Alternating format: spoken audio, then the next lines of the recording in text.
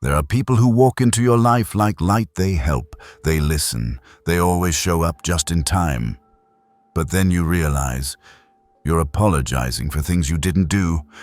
You're changing not because you want to, but because you're afraid to upset them. And when you start to question things, they smile as if it's all in your head. That's no longer kindness. That's control wearing the mask of care. And the most terrifying part is that you don't even realize you've lost your freedom until every thought you have passes through the filter of their eyes. We live in a world where evil doesn't need to snarl or threaten. It only needs to make you doubt your own intuition. Stoicism reminds us no one can claim your mind unless you hand it over. And no one can make you lose yourself if you still possess the clarity to observe. Life doesn't demand us to mistrust everything, but it does ask us to stay awake enough to see who's binding us with words, who's using our pain to hold power. In today's video, we'll look directly at the 5 most subtle signs of manipulation, not to fuel fear, but so you can reclaim the quiet power of your own mind. Sign 1. Manipulation disguised as care. There's a kind of bond most of us fall into at least once in life. It doesn't come with threats, shouting, or any form of aggression. On the contrary, it appears through things that seem beautiful. A compliment, an admiring glance, a soft gesture of recognition. You don't notice it at first, because who doesn't like being appreciated? But over time, you begin to see that every compliment casts a shadow. A mold is shaped for you and you feel the need to fit it, or else risk losing that approving gaze. They say you're always calm, so when you get angry, they seem disappointed. They say you always think of others, so when you refuse to help, their silence becomes a quiet judgment. They once praised you as mature, and now, every time you want to share your real emotions, you hesitate, afraid of falling short of that image. They don't force you, but you start to force yourself. You try to please them not because it feels right, but because you fear their disappointment. And that is the sweetest form of manipulation, binding through approval. The truth is, no matter how beautiful it sounds, praise can become a shackle when used to control behavior. A skilled manipulator doesn't need to give orders. They only need to place you in a golden cage where you'll voluntarily play the part, just to hold on to affection and approval. What's frightening isn't that they want you to obey, but that they make you believe you want to. In this kind of relationship, you're not loved for who you are, but for a version you've been trained to become. A pleasant version. Reasonable. Willing. Self-sacrificing. And if you ever step out of that role, you'll no longer be the special one in their eyes. That feeling is not unlike being dismissed from a position you once took pride in. But in that very moment, you must ask yourself, am I truly loved or merely being used? Marcus Aurelius once wrote, "If what holds a person back is not truth, but fear of losing affection, then that is a soft kind of slavery." One who lives by the praise of others also dies a little every time they're ignored, overlooked, or stripped of their good label. When praise becomes your only source of worth, you no longer live by reason, you live by judgment, even when no one is speaking aloud. So how do you know when praise is no longer encouragement, but a tool of control? Pay attention to the moments you hesitate to speak honestly, just because you're afraid of upsetting them. The moments you feel guilty for saying no, even when you know you're right. The times you care more about keeping up the image than honoring your inner needs. In those moments, you're not connecting, you're depending on the version of yourself they want you to maintain. That's not affection, that's possession masked as care. Epictetus once said, "Freedom begins when we're no longer disturbed by praise or blame." Praise should be a gift, not a chain. Someone who truly loves you won't make you perform to earn admiration. They'll let you be real, even when that reality isn't comfortable for them. And you, if you want to preserve your mental freedom, must learn to tell the difference between praise that nourishes and praise that controls. Between the feeling of being lifted and the feeling of being gently steered. There's a kind of guilt that doesn't come from conscience, but from an invisible hand that has touched your mind too many times. At first, you don't notice it. A soft reminder, a joke in passing, a sad look when you don't do what's expected. You call it care. You think you've been selfish. You want to make it right. But one day you realize you've been living a long time trying not to upset others, instead of living in alignment with what you know is right for yourself. A skilled manipulator doesn't need to scare you. They only need to make you feel like a bad person, bad for not calling back sooner, bad for choosing to spend the weekend alone, bad for changing. They won't accuse you directly. They'll sigh. They'll fall silent. They'll say they understand, but their tone says otherwise. And you, with a heart that longs to be kind, begin to blame yourself. You want to make it up. You apologize for things that don't deserve an apology. And worst of all, you begin to doubt your own intuition. Guilt, when it stems from true wrongdoing, is the foundation of morality. But when it's planted from outside, repeated like a subtle suggestion, it ceases to be moral. It becomes a chain that bends you into shapes that please others, a chain that makes it hard to say no without condemning yourself. And it doesn't look like iron, it's soft, warm, and wears the face of conditional love. Marcus Aurelius once wrote, "If something disturbs your soul and causes self-doubt, step back. Virtue doesn't create confusion, it brings clarity."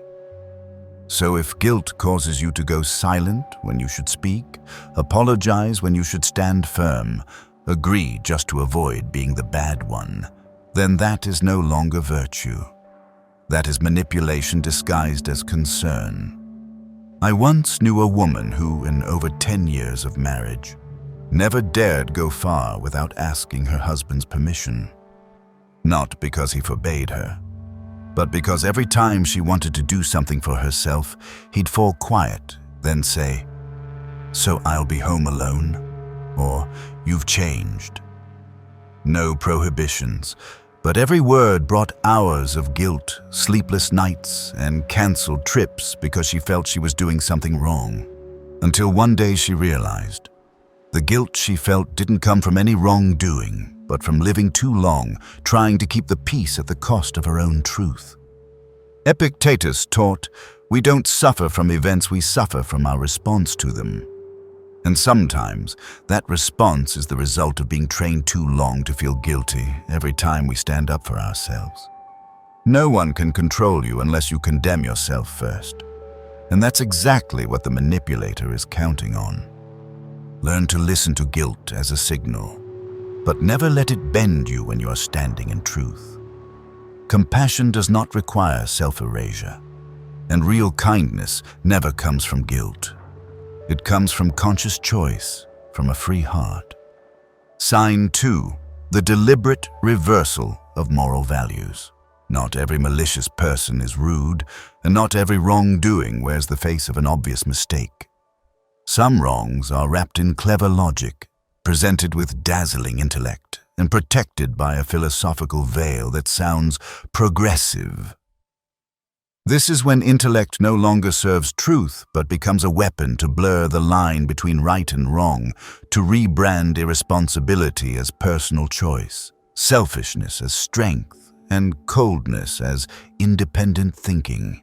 I once attended a talk on ethics in modern life, where a man stood up and said, with full confidence, "Honesty is just a tool for control. Only the weak need morality. The truly free live by their own rules." The room nodded, not out of agreement, but because his argument was overwhelming. carefully selected examples, questions designed to trap dissenters, and a smooth delivery made even the skeptics hesitate. I left not with anger, but with a quiet dread. When falsehood is spoken in the language of intelligence, it becomes seductive.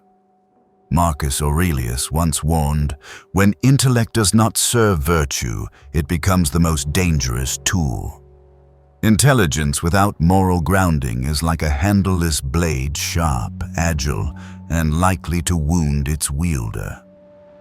Those who manipulate through intellect aren't seeking truth. They seek power through ambiguity, where anything can be justified if it's said well enough.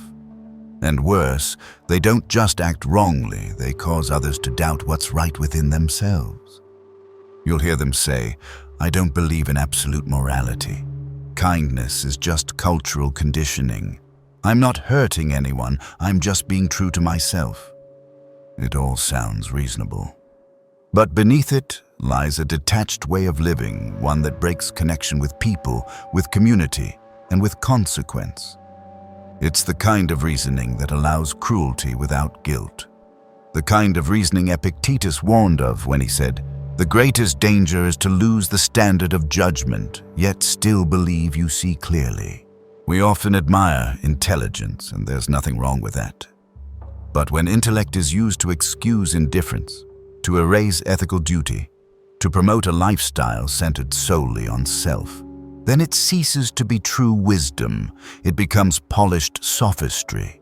And if your mind lacks a solid foundation, you'll be swept along not by reason, but by the fear that you're too simple to understand the complexity they've constructed. Morality is never outdated. It is the human mind's natural defense against cruelty disguised as reason. And when you meet someone who makes you question even the most humane parts of yourself just because they speak well, pause. Ask yourself, does this reasoning make me better or just colder? Because as the Stoics believed, real wisdom helps us live with dignity, not escape growth. There's a growing trend few notice. Kindness is increasingly seen as naive, while coldness is celebrated as intelligence. In conversations on social media, even in the workplace, you'll hear seemingly harmless remarks dripping with sarcasm. "Don't be too nice, life will teach you." "Smart people never give anything for free." "If you're kind, it just means life hasn't hit you hard enough." These aren't just jokes, they are signs that kindness is being devalued, even ridiculed. What's frightening is that this disdain doesn't come from obvious villains, it comes from those with influence, education, and talent. They use their bitter experiences to argue that kindness is failure, compassion is weakness, forgiveness is stupidity. And slowly, that mindset seeps into how we raise our kids, choose our friends, and treat ourselves. We begin to wonder, am I too soft? Am I being taken advantage of because I'm too nice? And worse, we start to feel ashamed for being kind when there's nothing to gain. Epictetus once said, "If you start doubting kindness just because it's not returned, the world has redefined your nature." And that's exactly what's happening. Instead of seeing kindness as a virtue, we begin to view it as a flaw. And while we waver between doing what's right or protecting our ego, those who no longer believe in ethics have already installed a new standard. Cruelty is called honesty, selfishness is called awakening, and numbness is praised as independent thought. I once witnessed a job interview where a candidate said they left their previous company because they couldn't stand how management demeaned staff. The interviewer simply smiled and jotted down, "Not a fit for high-pressure environment." That was when I realized, in many places, the ability to endure cruelty is being seen as a skill, not the courage to say no to injustice. And somewhere along the way, we started admiring people who are realistic for stepping over others to get ahead. We called those who know how to play the game brave, even when they betrayed a friend. We shared quotes like, "Don't be too kind or you'll be disrespected," as if they were universal truths. But no one asks, if everyone thinks this way, who will still believe enough to help the person who falls on the street? Marcus Aurelius once said, "If you lose your kindness because of the harshness of the world, then the world has already won." Kindness is not a strategy, it's a nature. And if you must disguise your kindness, apologize for your empathy, or defend your capacity to still feel, then this is no longer a society. It's a psychological battleground where the winner is the one who feels the least. We don't need to become ruthless to survive. We only need enough awareness to place kindness where it belongs, quietly, without show, without expecting reward, without letting anyone take it from us. In a world where apathy is praised as a way of life, to keep your heart intact is the bravest thing you can do. Sign 3. An unusual fascination with your pain. Not everyone who sits beside you in pain is there to help you through it. Some people arrive when you've fallen, speak gently, place a hand on your shoulder, tell you they understand, and then they stay. They never leave. They're always there, listening, encouraging, sharing, making you feel like you're not alone. And strangely, though time passes, you don't feel any better. The pain doesn't soften, it becomes familiar. And that person, the one always by your side, slowly becomes inseparable from the sadness itself. At first glance, you think it's love. You believe their presence is salvation, but then you start to notice. They're only fully engaged when you're hurting. When you speak of hope, recovery, or new plans, they go silent. When you smile, they bring up the old story. When you try to move forward, they say you're not ready. And each time, you return to the dark space where they can keep being there for you as before. Not because you need them, but because they need you to stay in pain. This is soft emotional manipulation. No threats, no conditions, just a steady presence in your most vulnerable moments until you associate them with comfort and fail to see that you've been anchored to your pain without realizing it. They don't need you to suffer. They just need you not to heal. Because if you recover, if you become strong, if you no longer need them, their role in your life disappears. And they're not ready to lose that. Marcus Aurelius once reminded himself, "If something makes us dependent on another's emotions to exist, it is not love, it is bondage." Someone who truly loves you doesn't need you to be weak in order to feel strong. They don't keep you tied to old memories just to preserve a connection. They don't need you to be broken so they can play the fixer. On the contrary, they step back when you rise, they smile when you move on, and they rejoice when you no longer need them. What's most frightening is not the pain itself, but a relationship built on your continued suffering as its foundation. At that point, care is no longer medicine. It's the reason the wound never closes, just enough to give the other person a reason to stay. And you, if not vigilant, may mistake that for deep attachment. But in truth, it's a prison built from soft words and sympathetic eyes. Epictetus once said, "Freedom does not come from being loved, but from knowing who loves you for who you are, and who loves you because your brokenness makes them feel important." You're allowed to hurt. You have the right to be vulnerable. But don't live inside your wound just because someone says they'll always be there yet never helps you out of the darkness. There is a kind of harm that doesn't come from the event itself, but from how your pain is used by others as a tool to serve their own ends. At first, you think they listen because they care. You think their probing questions are meant to help you understand yourself. But then you realize your private stories have quietly become shared ones. They show up in conversations when you're not there, in anonymous social posts, in the way others look at you like they already know. That person doesn't insult you. They don't badmouth you. But they use your suffering to construct their own image, a wise, experienced, deeply empathetic individual.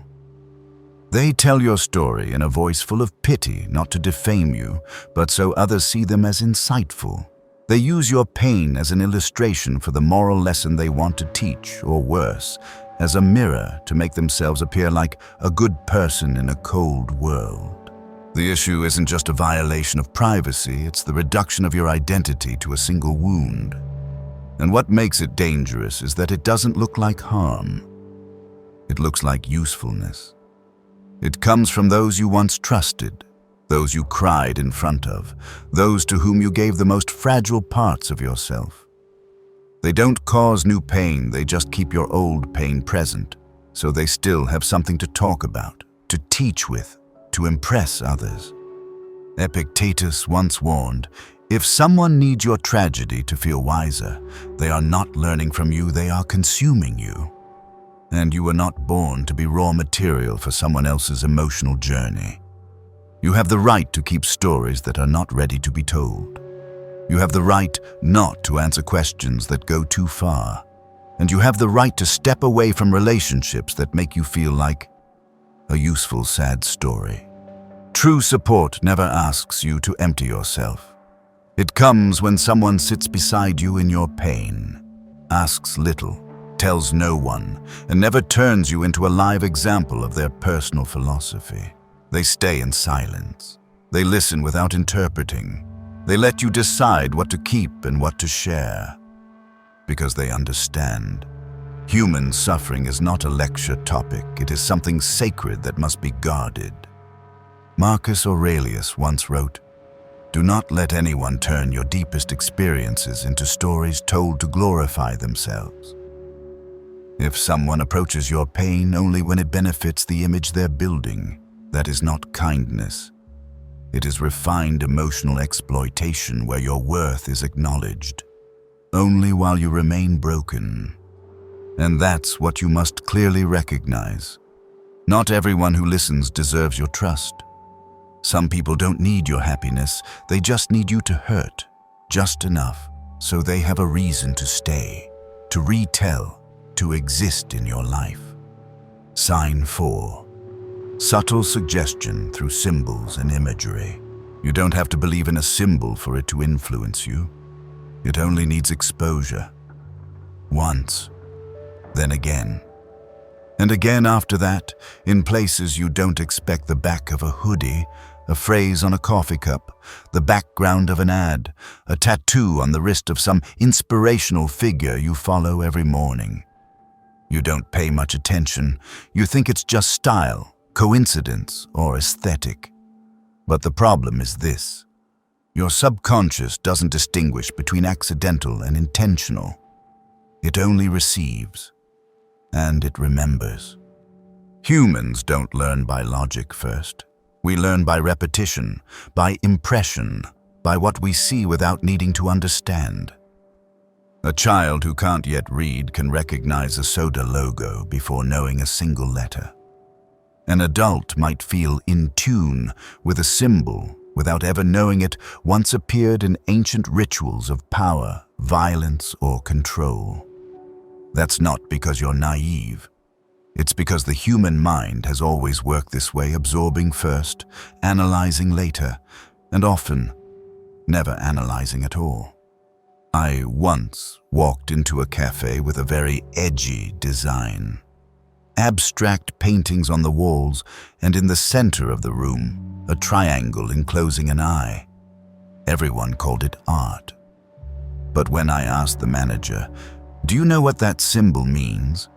he shrugged, smiled, and said, "No idea, but the younger crowd loves it." This is how modern manipulation works. It doesn't need your understanding, only your approval. It doesn't need your agreement, only your willingness to share. Marcus Aurelius once wrote, "What is repeated without being questioned becomes habit in the teeth."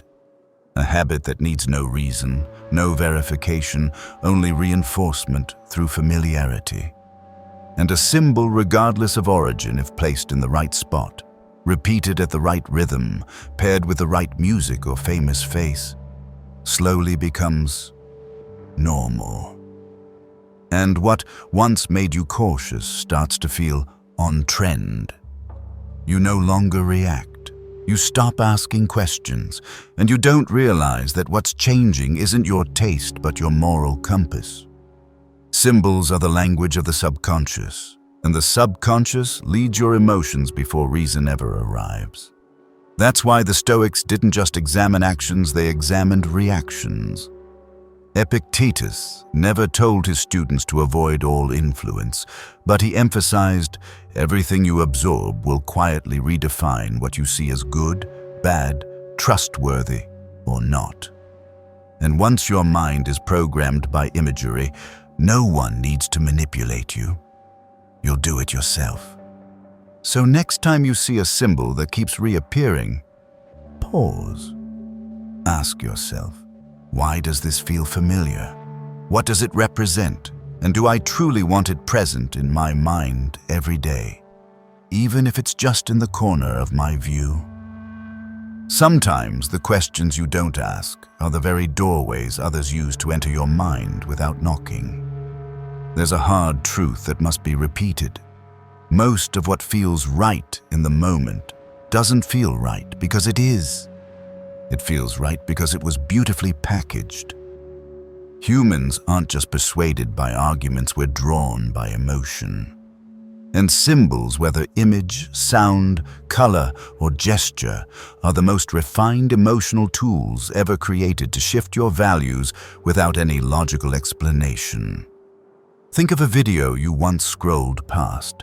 Someone breaking moral norms, standing in slow motion, dressed in black, under harsh lighting, backed by pounding electronic music. He says sharp things.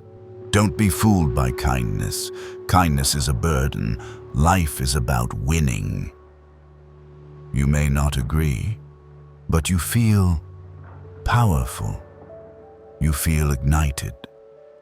You begin to doubt the values that once guided you, not because of valid reasons, but because every element of that image was designed to make you want to become someone like him. This is high-level visual manipulation. It doesn't debate your logic or attack your ethics.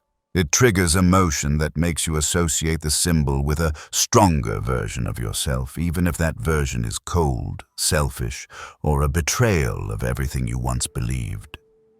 The image isn't just aesthetic.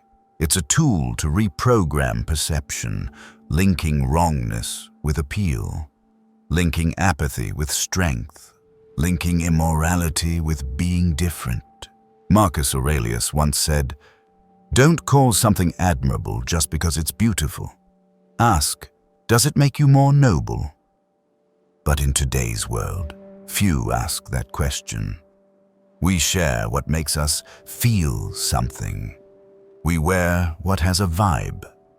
We attach ourselves to symbols not for what they represent, but for how they make us feel, usually feelings of power, rebellion, detachment. And little by little, we let those symbols redefine our ethics, using emotion instead of reason as the language. Epictetus once said, "If you find something attractive, wait until the rush passes, then judge whether it's truly worth it." This applies not only to desires, but to psychological symbols, those that make you feel as if you've awakened, when really you're just chasing a new illusion. An inflated ego, dressed in imagery, not a refined self shaped by reason. And if you start seeing evil as stylish, cruelty as a kind of edge, and numbness as a personality, then you need to stop. Because chances are, you're not resisting the wrong, you're being lured in by the very weapon you never saw coming. Emotion wrapped in aesthetics. Remember, whatever enters your mind through emotion stays much longer unless you invite reason back in to examine it. Symbols aren't inherently evil. But if you don't ask questions, the symbol will place the answers into you before you even know what you think. Sign 5. Those who masquerade as awakened to feed the ego. There's a type of person who speaks of freedom with eyes ablaze, yet lives as though nothing in life is important enough to keep their word. They declare themselves awakened, liberated from society's chains, no longer bound by outdated morality. It sounds admirable until you realize all they've really done is walk away from consequences, but with the tone of a sage. When confronted for hurting others, they don't apologize. They say, "That was the lesson the universe sent you." When they harm someone, they don't take responsibility. They invoke karma or misaligned vibrations.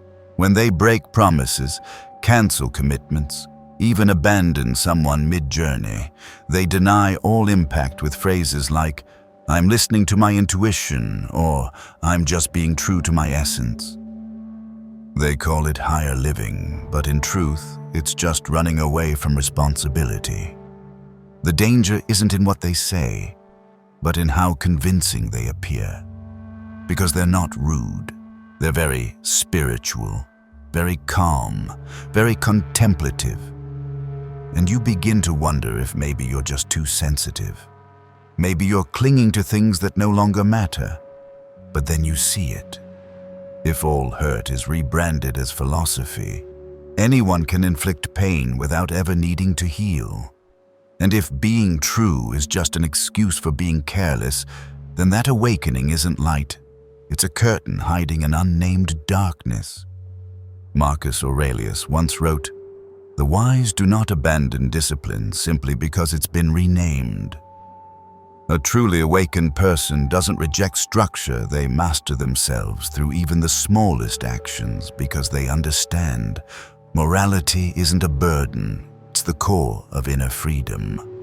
The more awake a person is, the less irresponsible they become, because they know every act leaves a trace not just in the world, but in their own soul. There are those who proudly claim they've transcended the material world. They ignore the news, dismiss earthly relationships, disregard shared values. They live differently, on a higher plane, outside the system. But this difference doesn't bring empathy or humility. It makes them look down on the world as if through frosted glass, where anyone not awake is seen as asleep, attached, or beneath them. They don't teach you to love life more deeply. They make you ashamed for still loving someone, for working a 9 to 5, for believing in things like duty, kindness, or social responsibility. And you start to wonder, maybe they're right. Maybe you're not high frequency enough. Maybe you need to be colder, more enlightened, less emotional. But that's not growth. That's the unraveling of your humanity, disguised as evolution. True awakening doesn't pull you away from the world, it makes you more attuned to it. Not blindly, but with a heart that's been reordered.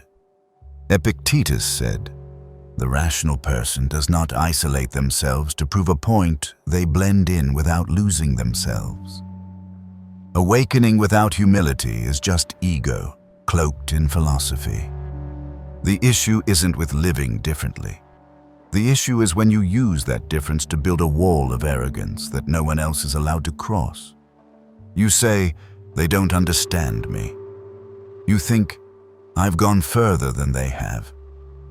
You feel chosen, separate, enlightened beyond the struggles others still wrestle with. But awakening doesn't make you separate. It helps you understand that everything people go through, sadness, chaos, attachment, are things you've walked through too, and may stumble through again. And it's compassion, not detachment, that proves you've truly grown. Marcus Aurelius never wrote to claim superiority over anyone. Though an emperor, he called himself a man learning how to be a man. He didn't preach, he spoke to himself. And he wrote lines like, "I could die at any moment. The only thing I will keep is my character." That character isn't built by proving you're better than others. It's built by letting go of comparison altogether and living with integrity in silence, in discipline, in gratitude. So if someone makes you feel small just because you still feel, still care, still believe in human connection, be careful. That might not be awakening. It might just be a clever form of avoidance, beautifully named, hiding an ego that's never been willing to face itself. I once admired those who spoke of awakening with sharp words and cold eyes. They made me believe that letting go was strength, that numbness was maturity, and that standing alone was a sign of wisdom. But then I realized, if a journey causes you to lose your compassion, it is not awakening, it is a sacrifice. I used to stay silent in the face of arrogance, dressed in philosophy, afraid that speaking up would mean I didn't understand enough.